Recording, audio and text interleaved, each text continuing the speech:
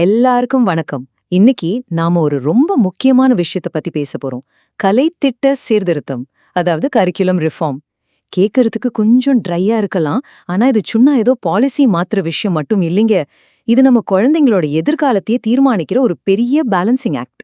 வாங்க இதுக்குள்ள என்னலாம் இருக்குன்னு கொஞ்சம் டீப்பா பார்க்கலாம். இந்த கேள்வி நம்ம எல்லாருக்குமே மனசுல வந்திருக்கோம் இல்லையா?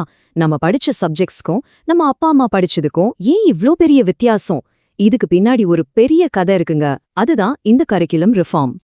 ஏன்னா ஒரு பாடத்திட்டத்தை மாத்துறதுங்கிறது ஏதோ அமைதியா நடக்கிற ஒரு விஷயம் கிடையாது. சொல்லப்போனா அது ஒரு போர்க்களம் மாதிரின்னு வச்சுக்கோங்களேன். அங்க வேற வேற ஐடியாஸ் ஒன்னோட ஒன்னு மோதும், பெரிய பெரிய சக்திகள் பிரஷர் போடும், ரொம்ப கஷ்டமான முடிவுகளை எடுத்தே ஆகணும். வாங்க அந்த போர்க்களத்துக்குள்ள தான் நம்ம இப்ப போக போறோம். சரி, ஒரு சேஞ்ச எப்படி பண்றதுன்னு யோசிக்கிறதுக்கு முன்னாடி முதல்ல ஏன் அந்த சேஞ்ச் தேவைப்படுதுன்னு பார்க்கணும் இல்லையா? நம்ம கல்விய இப்படி அடுத்த கட்டத்துக்கு தள்ளிக்கிட்டே இருக்கிற அந்த சக்திகள் எல்லாம் என்னென்ன, அத பத்தி தான் முதல்ல பார்க்க போறோம். பொதுவா பாத்தீங்கன்னா ஒரு கரிக்குலம் ரீஃபார்மோட தலையெழுத்தையே தீர்மானிக்கிற மாதிரி ஒரு 7 முக்கியமான வெளி சக்திகள் இருக்குதான்.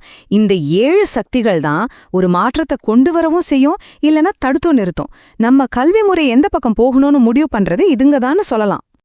அப்போ அந்த 7 சக்திகள் என்னென்னன்னு பார்க்கலாமா?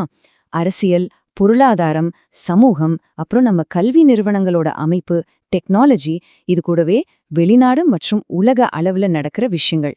இதுல ஒவ்வொன்னும் தனியாவும் சில சமயம் ஒன்னோடொன்னு சேர்ந்தும் நம்ம பாடத்திட்டத்தை எப்படியெல்லாம் மாத்துதுன்னு இப்ப பார்க்கலாம். இந்த சக்திகள்லாம் எவ்ளோ பவர்ஃபுல்னு நீங்களே பாருங்க. முதல்ல அரசியல். ஒரு புது கவர்மெண்ட் ஆட்சிக்கு வந்தா போதும் அவங்களோட பாலிசிக்கு ஏத்த மாதிரி பாடத்திட்டம் ஒரே நைட்ல மாறக்கூட வாய்ப்பு இருக்கு. அடுத்தது பொருளாதாரம். இன்னைக்கு ஜாப் மார்க்கெட்ல கோடிங் மாதிரி ஸ்கில்ஸ் தேவைப்பட்டுச்சுன்னா ஸ்கூல்ஸ் அதை சொல்லிக் கொடுக்கணும்னு ஒரு பிரஷர் வருது. அதே மாதிரி சமூகம். பொதுமக்களோட கருத்து என்ன, சோஷியல் ஜஸ்டிஸ் பத்தின விவாதங்கள் என்ன சொல்லுது, இதெல்லாம் வச்சுதான் பாட புத்தகத்துல என்ன இருக்கணும்னே முடிவு பண்றாங்க. கடைசியா டெக்னாலஜி.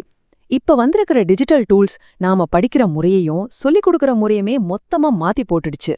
ஓகே, வெளியிலேந்து வர பிரஷர் பத்தியெல்லாம் பார்த்தாச்சு. ஆனா உண்மையான சவாலே உள்ளுக்குள்ளதாங்க இருக்கு.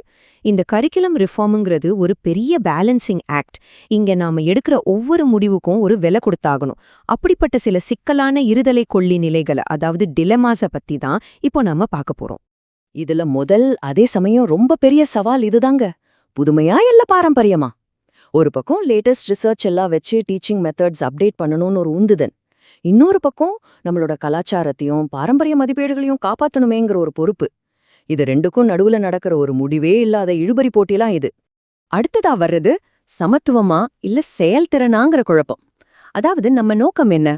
ஒவ்வொரு குழந்தைக்கும் பெஸ்ட் எஜுகேஷன் கிடைக்கணும். ஆனா நம்மகிட்ட இருக்கிற பட்ஜெட் ரொம்ப கம்மியா இருக்கும்போது அந்த பணத்தை எப்படி பிரிச்சு கொடுக்கறது? எல்லாருக்கும் கொஞ்சம் கொஞ்சமா கொடுக்கலாமா, இல்ல சிலருக்கு மட்டும் முழுசா கொடுத்து அவங்களையாவது நல்லா கொண்டு வரலாமா? இது ரொம்பவே கஷ்டமான ஒரு ட்ரேட் ஆஃப். இன்னொரு முக்கியமான ட்ரைலமா இதுதான். ஒரு சீர்திருத்தத்தை உருவாக்கும் போது நம்ம யாருக்கு முக்கியத்துவம் கொடுக்கணும்? கல்வி நிபுணர்கள், ரிசர்ச்சர்ஸ் சொல்ற டேட்டாவை நம்புறதா, இல்ல ஃபீல்டுல நேரடியா இருக்கிற டீச்சர்ஸ், பெத்தவங்க, நம்ம சமுதாயத்தோட உண்மையான தேவைகள் என்னன்னு கேட்டு அதுக்கேத்த மாதிரி செய்யறதா? இது ரெண்டையும் பேலன்ஸ் பண்றது தான் பெரிய டாஸ்க். ஒரு நிமிஷம் நீங்களே யோசிச்சு பாருங்களேன். இந்த மாதிரி ஒரு நிலைமையில உங்களை விட்டா நீங்க என்ன முடிவெடுப்பீங்க? எக்ஸ்பர்ட் சொல்ற டேட்டாவை வச்சு முடிவு பண்ணுவீங்களா, இல்ல மக்களோட குரலுக்கு மதிப்பு கொடுப்பீங்களா? இதுல எது சரி எது தப்புன்னு சொல்லவே முடியாது. அதுதான் இந்த சீர்திருத்தத்துல இருக்கிற பெரிய சிக்கலே. அடுத்ததா ஒரு போட்டி வருது பாருங்க. நாடு பூரா ஒரே மாதிரி சிலபஸ் வேணுமா, இல்ல ஒவ்வொரு ஊருக்கும் ஒவ்வொரு ஸ்கூலுக்கும் ஏத்த மாதிரி தனித்தனி சிலபஸ் வேணுமா? சென்ட்ரலைஸ்டா இருந்தா எல்லாருக்கும் ஒரே மாதிரி தரம் கிடைக்கும். ஆனா டீசென்ட்ரலைஸ்டா இருந்தா அந்தந்த ஏரியாக்கு ஏத்த மாதிரி மாத்திக்கிற ஃபிளெக்சிபிலிட்டி கிடைக்கும். இதுல எதை செலக்ட் பண்றது? கடைசியா நமக்கு உடனடி ரிசல்ட் வேணுமா, இல்ல லாங் டேர்ம் கோல்ஸ் வேணுமா? சில சமயம் உடனே ஒரு நல்ல ரிசல்ட் காட்டணுங்கிற ப்ரெஷர் பயங்கரமா இருக்கும். ஆனா உண்மையிலேயே ஒரு ஆழமான மாற்றத்தை கொண்டு வரணும்னா அதுக்கு நேரமும் பொறுமையும் ரொம்ப அவசியம். இந்த அவசரத்துக்கும் நிதானத்துக்கும் நடுவுல ஒரு பேலன்ஸை கண்டுபிடிக்கிறது தான் இந்த சீர்திருத்தம் பண்றவங்களுக்கு இருக்கிற மிகப்பெரிய சவால். சோ இதெல்லாம் சேர்த்து பார்க்கும்போது நமக்கு ஒண்ணு நல்லா தெளிவா புரியுது. இந்த கரிக்குலம் ரிஃபார்ம்ங்கிறது ஏதோ ஒரு தடவை செஞ்சு முடிக்கிற ப்ராஜெக்ட் கிடையாது.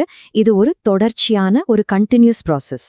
இந்த கோட்ல சொல்ற மாதிரி சீர்திருத்தங்கிறது ஒரு நேரா போற பயணம் கிடையாது. அது முழுக்க முழுக்க சிக்கல்கள், டென்ஷன்ஸ், முரண்பாடுகள் நிறைஞ்ச ஒரு பாதை. இந்த சவால்களை எல்லாம் தாண்டி தான் போகணும். இது எல்லாம் தவிர்க்கவே முடியாது. இது எல்லாமே இந்த ப்ராசஸ்ல ஒரு முக்கியமான பகுதி. அப்போ நாம ஞாபகத்துல வச்சுக்க வேண்டிய முக்கியமான விஷயம் இதுதான். கரிக்குலம் ரிஃபார்ம்ங்கிறதுக்கு ஒரு முடிவே கிடையாது. அது போட்டி போடுற சக்திகளுக்கும் கொள்கைகளுக்கும் நடுவுல நடக்கிற ஒரு தொடர்ச்சியான பேச்சுவார்த்தை, ஒரு தொடர் பயணம். இந்த கஷ்டமான உண்மையை நாம புரிஞ்சுக்கிட்டா மட்டும்தான் நம்ம கல்வி முறைய அடுத்த கட்டத்துக்கு கொண்டு போக முடியும். இப்ப கேள்வி உங்ககிட்ட தான். நம்ம இவ்ளோ நேரம் பேசுறத வச்சு யோசிச்சு பாருங்க. நீங்க இன்னைக்கு இருக்கிற கரிக்குலம்ல ஒரே ஒரு விஷயத்த மாத்தணும்னு நினைச்சா, அதை செய்யறதுக்காக நீங்க என்ன பெரிய முடிவு எடுக்க வேண்டியிருக்கும்? புதுமைக்காக பாரம்பரியத்தை விட்டு கொடுப்பீங்களா? இல்ல எல்லாருக்கும் சம வாய்ப்பு கொடுக்கணும்னு செயல்திறனை குறைச்சுக்குவீங்களா? இத பத்தி நீங்க என்ன நினைக்கிறீங்கன்னு யோசிச்சு பாருங்க.